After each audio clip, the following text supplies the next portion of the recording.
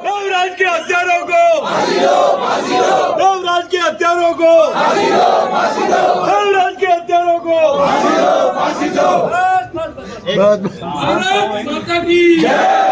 एक मिनट एक पहले आपने देवराज वाला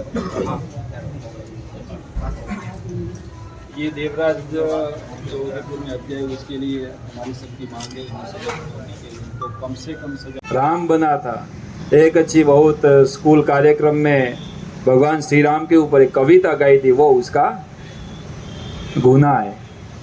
तो क्या अपने देश में रहना, प्रभु श्री राम का नाम लेना क्या गुनाह है?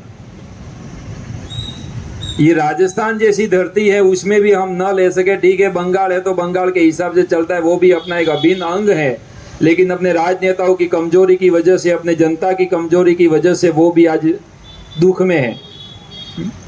लेकिन एक बात सोचना, ये अंग्रेजों ने दिया हुआ है और आज भी इतने साल तक अपने ऊपर, अपने कहते 75 ईयर हुआ, लेकिन 75 में से 60 साल तक तो फिर भी अंग्रेजों ने राज किया अपने ऊपर। उसकी मैं नीति आपको बताऊं कैसे। उनकी नीति ये है कि जहां बोट मिलता है वहां आप जाओ, जहां से बोट अपने खिसकते वहां अपने को जाने की कोई आवश्यकता नहीं है। एक उदाहरण आप उठा के देख लो,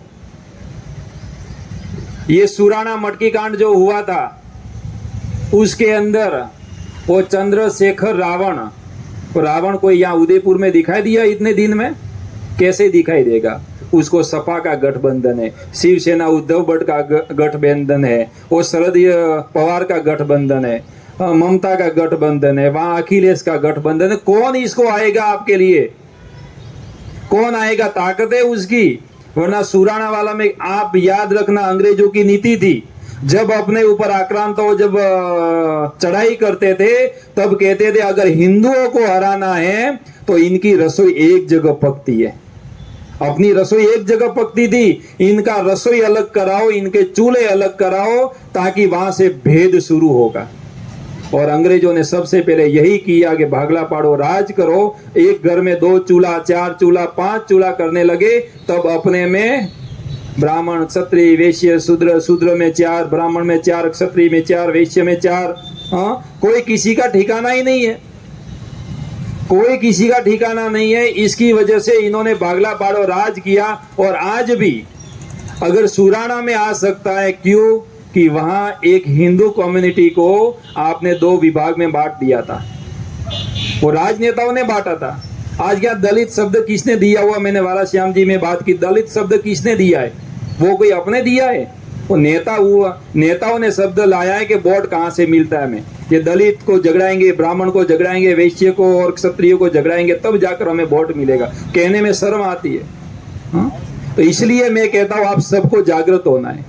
जब आपके पास, मैं कहता हूँ यहाँ पर 36 कौम के लोग बैठे हैं, जब वोट देने आते हैं ना, यहाँ कोई अपना खड़ा हो जाए कि भाई ये तो ओपरी जात्रो है के, आ तो ओपरो है के। अरे भाई ओपरो है तो काऊ कौम लागे भाई, अपना कभी काम लगता है तो ठीक है। ये अपने कोई इसमें से कोई मित्र, वो जो घटना हुई थी उसके बाद की ये भाई ने पीड़ा बताई कि भाई क्या करे, लेकिन क्या करे, यहाँ का प्रशासन मरा हुआ है, शासन प्रशासन मरा हुआ है, यहाँ के राजनेता मरे हुए। आप जाओगे तो जाओगे किसके घर में? अगर बेटे को कुछ प्रॉब्लम होती हो तो किसके पास जाता है? घर में बेटे को कुछ प्रॉब्लम होती है, गांव में मार खाकर बेटा आता है तो किसके पास जाता है? बाप के पास जाता है। अगर घर में वडील व्यक्ति को प्रॉब्लम होती हो तो वो समाज के वरिष्ठ लोगों के पास जाता है, मुझे ये प्रॉब्लम हुई है। लेकिन यहाँ तो प्रजा के अलावा सब मरे हुए।